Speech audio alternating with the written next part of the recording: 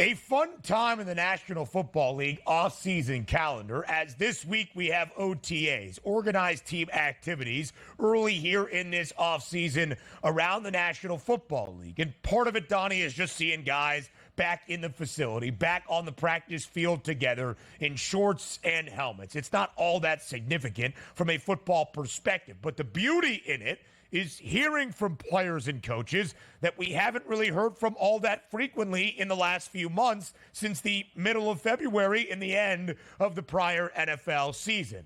That includes Aaron Rodgers. Back on the field for Gang Green yesterday. Reports out of Florham Park in New York. He was tossing that thing around. He looks good, even at the age or soon to be 40 years old, coming off the torn Achilles, of course, only playing 4 offensive snaps last season in his debut year, his first after 18 seasons in Green Bay. That will be the storyline to monitor for Aaron Rodgers and the New York Jets all year long. And there is a little bit of irony or deja vu, perhaps, with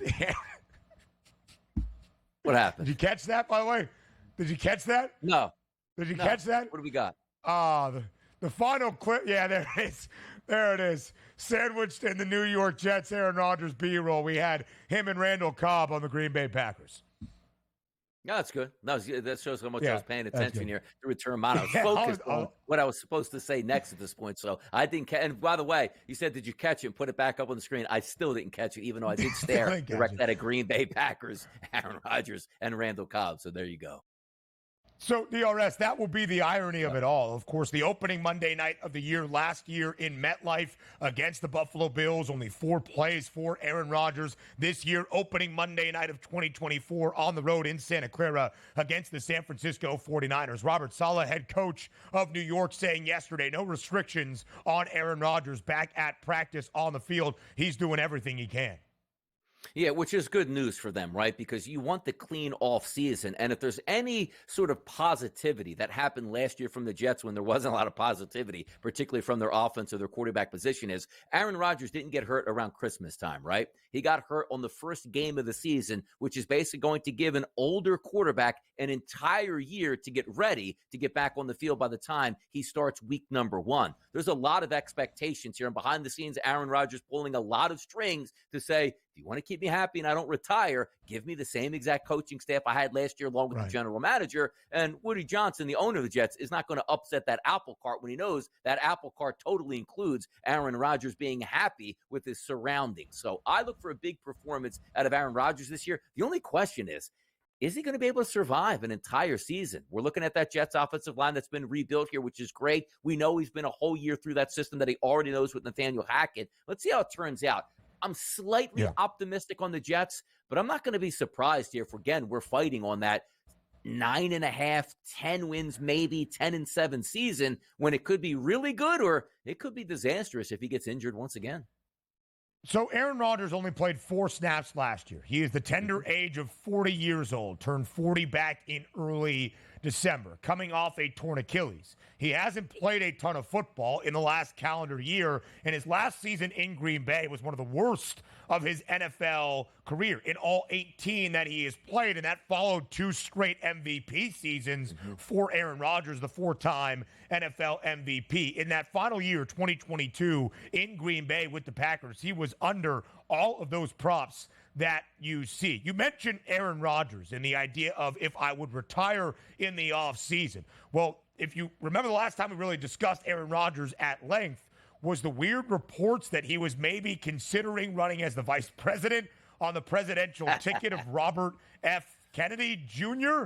And that was another conversation yesterday. Aaron Rodgers simply saying he really had 2 options, retire and be his VP or keep playing. I wanted to keep playing. I will never not chuckle at the guy that at the end of a tumultuous season for the New York Jets who said we need to keep all the off-the-field distractions out of the locker room, continuing to run his mouth.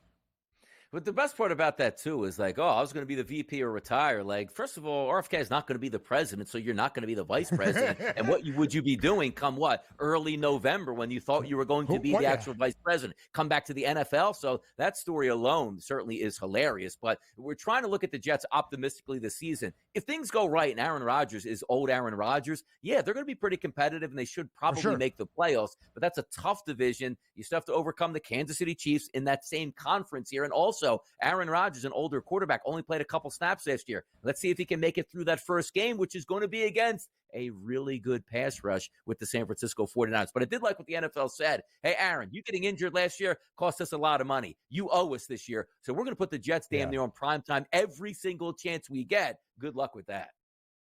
Listen, they have restored, or they are trying to rebuild that offensive line. Olufashinu was the draft pick, 11th overall for New York out of Penn State. I think one of the best offensive linemen in this draft. The offensive line was a worrisome spot for New York during Hard Knocks training camp. Aaron Rodgers, Robert Saleh bemoaning how bad the O-line was. Of course, it did cost Aaron Rodgers his season. The New York Jets have the longest active postseason drought in any of the four major men's professional sports leagues here in North America. The NFL, the NBA, MLB, NHL. 13 consecutive seasons. Gang Green has failed to reach the playoffs. With Aaron Rodgers, they are favored to do so once again at a minus 144 price. It is directly correlated to that 9.5 win total, where the juice is the same on the over at minus 144. I remain pessimistic. I remain skeptical about the New York Jets getting to the playoffs. But DRS, you seem to be singing a different tune.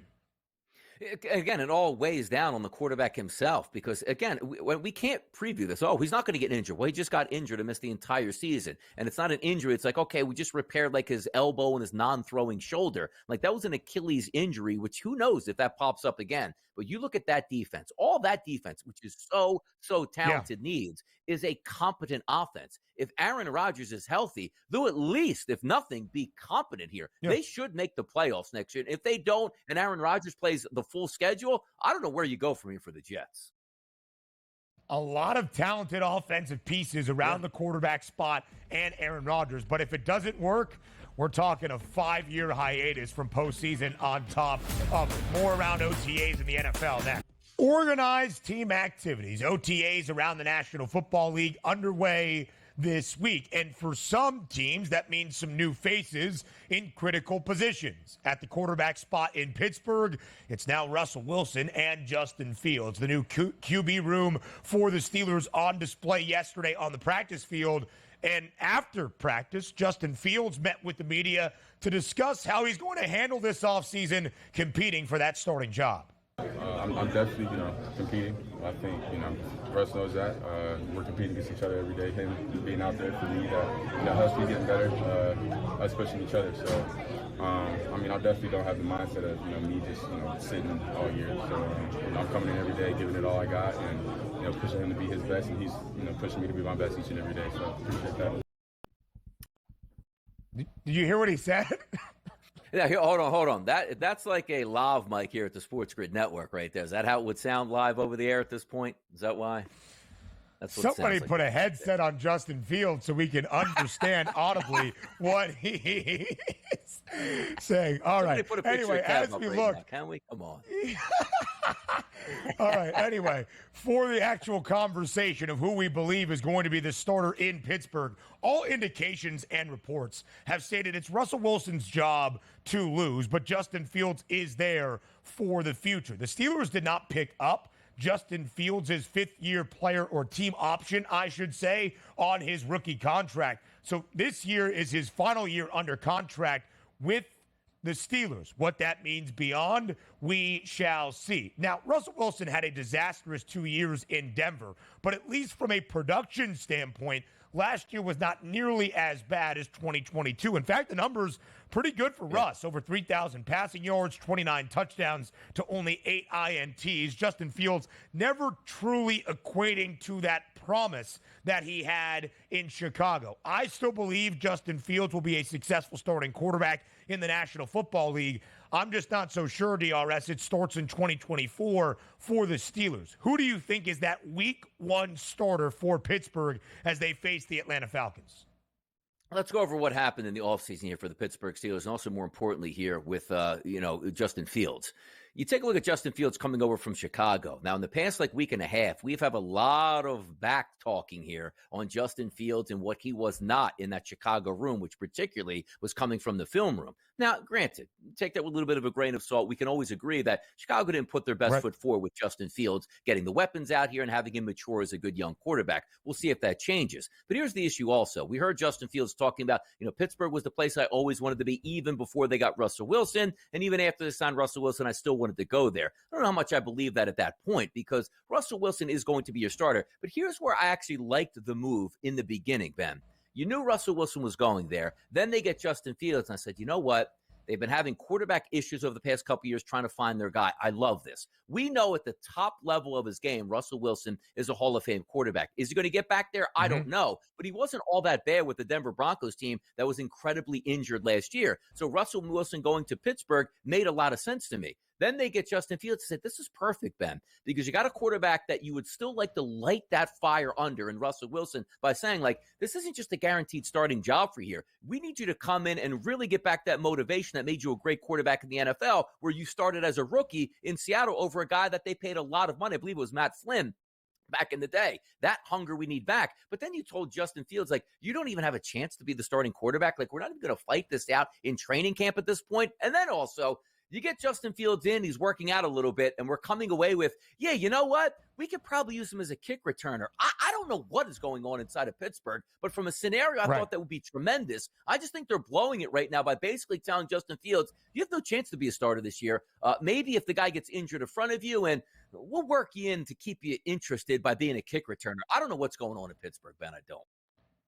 I still think the situation ultimately will be beneficial for both quarterbacks. How it plays out, that remains to be seen, and we'll see how long Justin Fields remains in Pittsburgh. Again, only under contract for this upcoming year. If Russ doesn't get hurt, or if Russ does not struggle and Fields is on the bench, he's going to be going somewhere else to start 2025. And again, how does it all play out? Who gives the Steelers the better option to do what Pittsburgh has done all 17 years under Mike Tomlin? That's win at least 8 games and never have a losing record. The Steelers' win total this year is 7.5, and the over has the heavy juice at minus 184. Pittsburgh was a playoff team a season ago with an inept offense. I think Russell Wilson and Justin Fields or an upgrade at the quarterback spot, probably more than the Steelers have had the last 3 NFL seasons.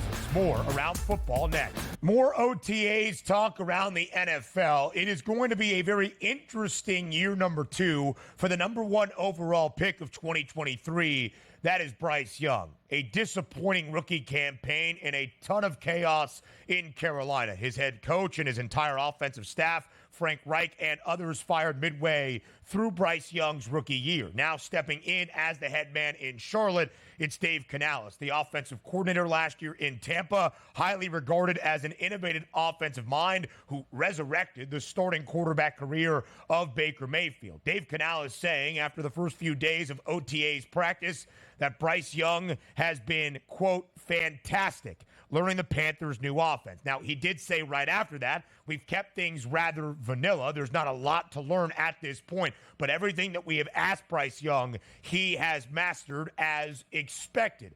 What do you expect, Donnie, for Bryce Young in year number 2 this season for the Panthers? Much better than year number 1, that's for sure. At least you went and got him a legitimate starting wide receiver in Deontay Johnson. That should help with a little bit of downfield threat that they really didn't have all that much of last year. But I don't have high expectations here for the Carolina Panthers. Not in love with what they did in the offseason, because when you trade away your best talent at defensive end, that doesn't help your defense out, and especially if a quarterback that was really beaten around last year on that terrible offense. But again, not a lot of weapons to deal with. A new, fresh look and appearance here from an offensive coordinator that's supposed to instill confidence in your young superstar quarterback. We'll see if it happens. But I always get back and I love these quotes. Man, he looks fantastic. What do we expect them to say? I don't know why I got here. This job. I can't play football. So I do take everything with a grain of salt. But I say this, it can't be any worse than last year. And the one thing that we do know, pop on the tapes of Alabama back in the day when Bryce was playing for them. For sure. He's a really good quarterback. There is a base to work with here, as if we're not being surprised. I think most people were surprised that they were that bad last year, and he was. Maybe it's just coaching at this point. But if there is a kid to bounce back and can probably be a good NFL quarterback, it's probably him. Listen, sometimes a situation is so sour, it is more of a detriment to the player than any bit of his skill set or talent. I still believe Bryce Young was the correct selection at first overall and is a supremely talented quarterback. But for a guy in his rookie year that played in 16 games and only threw for over 200 yards 5 times, only more than 250 once, that was a 300-yard and 2-touchdown performance against Green Bay on Christmas Eve. The numbers are not great. Carolina last year, worst team in the National Football League. The Panthers booked as an underdog in all 17 games. Worst cover team in the NFL by a good margin. 4-11-2 against the spread. The Panthers win total for 2024, 5.5, and the under has the heavy juice. The Panthers have the longest odds to win Super Bowl 59 at 300-1. I say all of that because the outlook this year should not be overly optimistic for Bryce Young or Dave Canales or Carolina. But you want to see improvement in the passing stats, in numbers, in command of the offense for Bryce Young. And as a team, even if they're going to win 5-6 games, at least be competitive, booked as an underdog in a ton. What makes it difficult for Bryce Young, I think even further, Donnie, is the fact that the guy that was drafted right after him, C.J. Stroud, ran away with the Offensive Rookie of the Year, led his team to a divisional title and a playoff victory in his first season.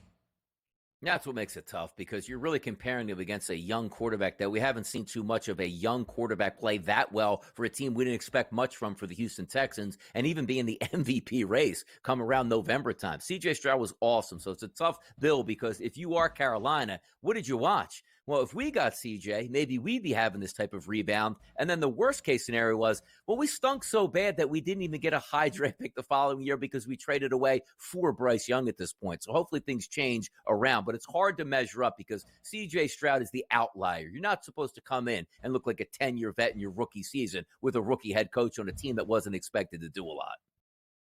Some interesting words out of Miami, out of safety Javon Holland, about Anthony Weaver taking over the defensive coordinator spot for Vic Fangio. Of course, Vic making the move back to his native Philadelphia to take command of the Eagles. Javon Holland saying it's been a complete 180. When asked what Weaver does to relate to players, it's the fact that he's a good person that makes a difference. So perhaps more positive vibes this offseason defensively. It's what really kept Miami back, DRS, from making any significant postseason noise. So banged up in that super chilly and frosty first playoff game, super wild card weekend against Kansas City. But that's really how the Dolphins get to that next tier of truly being a conference contender in the AFC. Yeah, they had a lot of changing parts here this season on the Miami Dolphins, which does include some of those coaching staffs. We're worried about the Miami Dolphins. Are they going to sign Tua long-term? How much is that money going to be? But the one thing we do know is that offense should be in full rhythm this year. You just need that defense to stay healthy. Now, getting back to the points here of coaches you don't like or dislike, Vic Fangio is a very good defensive coordinator. A long track record. A lot of people say positive things about him. You're not going to make friends with everybody, but you know what this tells me as a former player, not in the NFL level, but just high school and college, is that the old coach was very hard on them, which means extra practice time, make sure you stay after, watch film at home, and I'm going to keep you longer in these meetings. Then Anthony Weaver comes in and goes, hey, guys, we're not going to do any of that. Let's see if we change it up. Players love that. Players love a player's coach because the player's coach knows what the players wants, sometimes not in their best interest, because you want to make sure it's more of a country club atmosphere to keep the guys healthy and engaged longer, when Vic Fangio is probably that old school guy like, what do you mean? We're not leaving after 3 hours here. We got another game to watch here, so sit back, relax, call your wives and girlfriends. You'll be home late tonight. That's what it sounds like to me right away. It is still really interesting to think of Miami favored to make the playoffs at -134. The AFC is going to be competitive. The division in the AFC East is going to be a gauntlet. There's a fly flying around my face live right here in studio at the moment. I still think optimistically about Miami because of how good the offense can be, but the defense, the difference if they're going to get even close to that 12-1 price to win the AFC championship. Quickly switching gears to a wild offseason in college football. It always is the last few years, conference realignment, NIL era, transfer portal, all of that. In perhaps a new piece of the saga that has been one of the wildest NIL stories in this era, surrounding quarterback Jaden Rashada, who is now at Georgia, but initially committed to Miami, flipped his commitment, and then signed with Florida for a highly reported and high-value deal of an NIL contract of $13.85 million. Jaden Rashada is now suing Florida's head coach Billy Napier and longtime UF booster, mega booster Hugh Hathcock for being defrauded out of millions of dollars. We have an active college football quarterback who plays at Georgia suing the head coach of one of Georgia's biggest rivals who is active in Billy Napier. Again, one of the wildest stories you will see, but representative of the times in which we live in collegiate athletics. Yeah, the only thing I can think of is I go back to like Manti Te'o and say, well, why would you bring up the old Notre Dame linebacker who basically was catfished? Yeah, I think Jalen Rashada was catfished here. There's no way in heck anybody's offering this kid $14 million to play when we hadn't seen anything at the college landscape that says he's anywhere even close to good enough to even come up with that money. We've talked about like, hey, I got $1 million to go here, $2 million or $3 million as some of the high-end numbers. And just out of nowhere, it's like one of those contracts like, hey, a quarterback's negotiating for $5 million. Next guy goes like, well, good, I was told I'm getting $30 million. It's like, this doesn't make sense. No way in hell do I believe that Jaden Rashada was getting $14 million. I actually think he just got catfished by people that were playing jokes on him at this point, because how could a quarterback of his ilk expect $14 million over what, 4 years at Florida? Made no sense to me. We'll see how this turns out. He was a top 50 recruit in the class of 2022, one of the 10 best quarterbacks nationally as a prospect. But to Donnie's point, I think it speaks to what we see now in the NIL era. The crux of the lawsuit is that Billy Napier called Rashada's father right before National Signing Day in December of 2022 and said, we want to give you $1 million up front in a signing bonus. Rashada signed his NLI, National Letter of Intent, and they never received that $1 million up front payment. Again, fraudulent, false claims made in this lawsuit. There could be plenty more. We could spend an entire hour on that, but we get back to the NBA playoffs next.